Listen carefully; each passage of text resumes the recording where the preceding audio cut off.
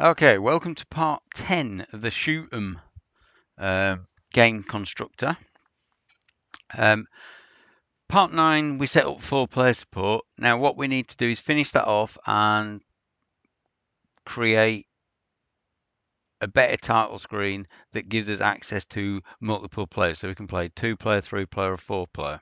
Okay, because we've hardwired it at the minute. So if we look at game container, we're always doing 4 viewports and we're always setting up 4 players.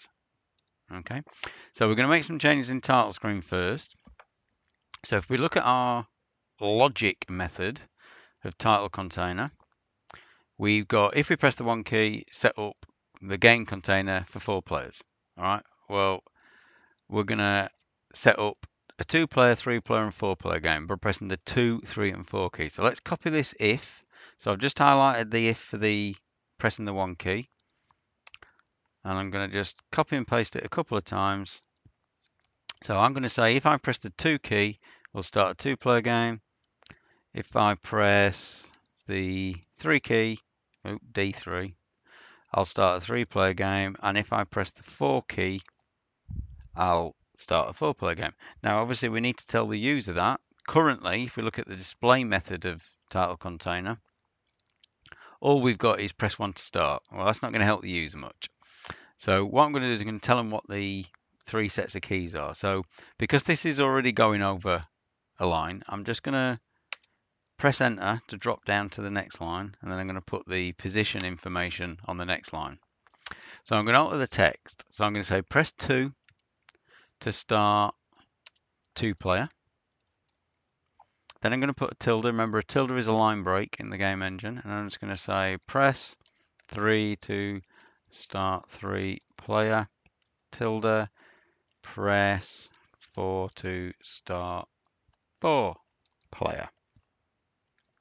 Okay, so if we just quickly run that to see the effect of that. So the title screen should change, and we've got, it's not the world's greatest bit of information, but at least it tells the user what to do. Okay, so the other thing we need to do is if we go to game container, we need to get this hard coding out. So before we start, let's just look at the order we're doing things. We create the viewports first, then we create the level map, because that needs to know about the viewports. Then we create the players, because that needs to know about the level map. Okay, so it has to be created in that order. So we're going to comment those 3 lines out. So viewport, level map, and the 4 players. Okay. Now we could put all the code in the constructor for game container. Okay, I should have said I was in the game container constructor. But that would start getting messy. The game container should be controlling the game, not setting up things. So we'll create a class to set up things. So let's right click on code and go add. Eventually it'll say class. So, and we'll call this level generator.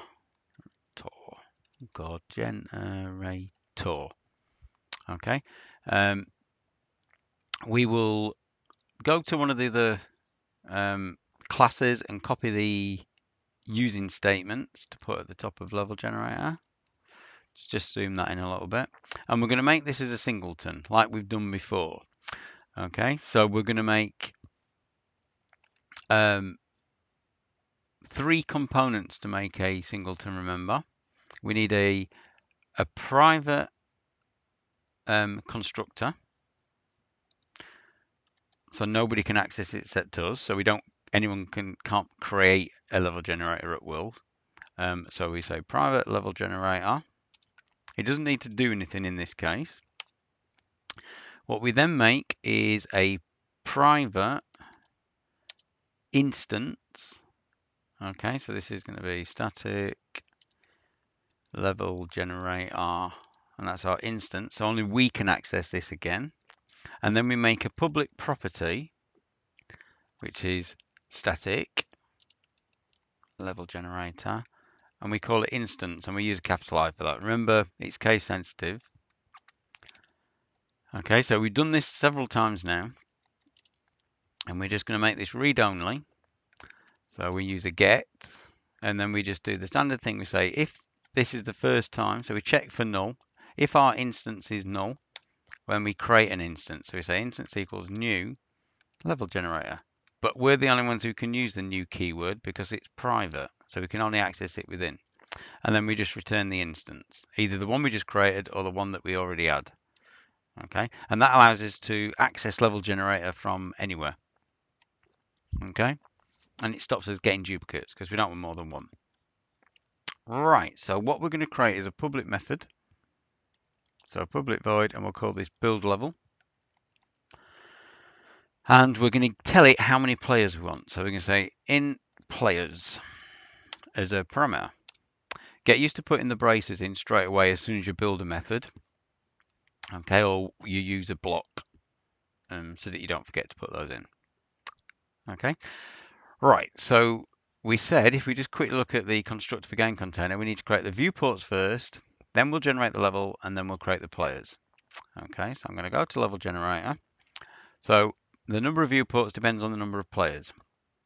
So what I'm going to do is I'm going to say, right, okay, I'm just going to store for me the number of players. So I'm going to say current players equals players. Now current players won't exist.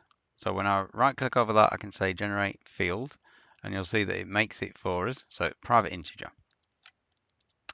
All right, so I want to look at the number of players. So I could put a series of ifs, but it's easier to use a switch for this. So we say switch current players, put the braces in, and we say, right, okay, if there are 2 players, what we need to do is ask the viewport manager, and that was a singleton as well. So we say instance dot, and we say create 2 viewports. And then we put a break. If you don't put a break, it'll say you can't fall through. You'll get an error on the case. So you cannot fall through from one case level. It's saying basically put a break. Okay. Then we say, right, if it's a 3 player, we want the viewport manager to generate 3 viewports. And then we break. And then if it's a 4 player, so this isn't the flexibility we had before. We were always creating 4 viewports. So we've got that determined on the number of players. We need to make sure we put break at the end. Right, so the next step was to generate the level. So we can say new, I think it's called level. Oh God, what was it called? Level map. And we give it the texture to load. So we say TX, and let's use the level 2 map, because that's the 4-player map. Once we've got that, we then need to work out how many players to activate. So if we use another switch, and we say current players again, put the braces in, and then we say case 2. So if we've got 2 players, we want to say new player 1, new player 2, and then we say break. If it's a 3-player game, I'm going to say case 3, and then we want player 1 and player 2. So we copy and paste those, but we want a player 3. So player 3, and then we say break. And then we've got to set up the 4-player case. So case 4, we're going to have all those 3, plus we're going to add a player 4. And then we're going to break. Okay, now we've got a little bit of duplication here. We're always, no matter which one of these we pick, we're having a player 1 and player 2. So I'm going to copy and paste player 1 and player 2, and I'm going to put them just before the switch. Okay, so I always set up player 1, player 2. So I don't actually need the case 2 at all, and I don't need player 1 and player 2 setting up in the other 2 cases. Okay, so I've simplified my code a little bit. So let's just have a look at what the build level does. Stores the number of players first that are in the game, sets up the viewports, generates the level map, let's get rid of some of these blank lines, and then it generates the correct number of players. Okay, in order to use this, we need to modify the constructor of game container so that what it does is it says level generator dot instance dot build level, and we tell it how many players. So that's in num players because that's the parameter we were passed.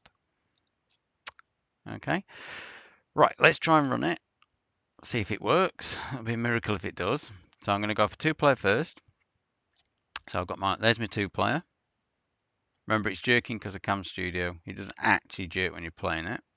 Let's press escape. Let's try 3-player. There we go. 3 viewports generated. My player 2 and player 3 characters are using the same keys, so the yellow one's going funny because I'm not looking at the yellow screen. Let's look at the yellow screen now. So I've got 3 viewports going. And let's try a 4-player. And player 4's got the same keys as well. So I'm following the green one on the screen, so I don't know what player 2 and player 3 are doing. They've probably got stuck on a wall, yeah.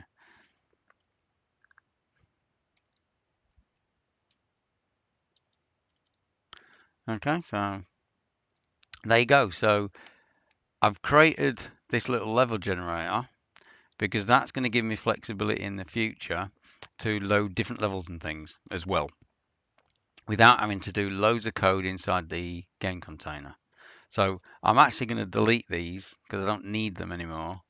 So all these things I've commented out in the game container. So the constructor's now quite short. All the game container's worrying about is handling scoring. So we've done that. So I'm going to delete the old school fixed 2-player scoring system. And the idea when we're doing this is to make objects worry about themselves only. And then that simplifies. So I'm just getting rid of a load of code that I don't need now that I commented out. And I commented out to make sure I was safe to delete it. Okay, so I'll get rid of those 2 fields as well. Now, in level generator, this is quite long, this method, and there are 3 distinct sections to it: generating the viewports and generating the number of players. So what I'm going to do is show you a bit of refactoring. So I'm going to highlight these lines that generate the viewport. So I've got the whole switch, and I'm going to right click over that. I'm going to say refactor extract method. So I'm going to call this create views. All right, and what it's done is it's made a call to a method called create views, and if we go down, you can see it's actually created the method for me. And I'm going to do the same with the player stuff. So I'm going to collect new player 1, player 2, and the switch that generates players 3 and 4. I'm going to right click and I'm going to say refactor extract method, and I'm going to call this create players. Press OK. So you see it's made the method and it's created the call for me. That makes build level look smaller. What we're doing is we're creating smaller modules so that we can make modifications to modules without having to make large, huge program changes. Okay, so we can see now that the structure is clear. We create the views, generate the level, create the players, without looking at the detail of what create views and create players does, which is good. So we've got the detail here if we want to look, and we've got the detail here if we want to look. Okay, so that's just a little bit of refactoring. You do that during the development process. Okay, so that's the end of that one.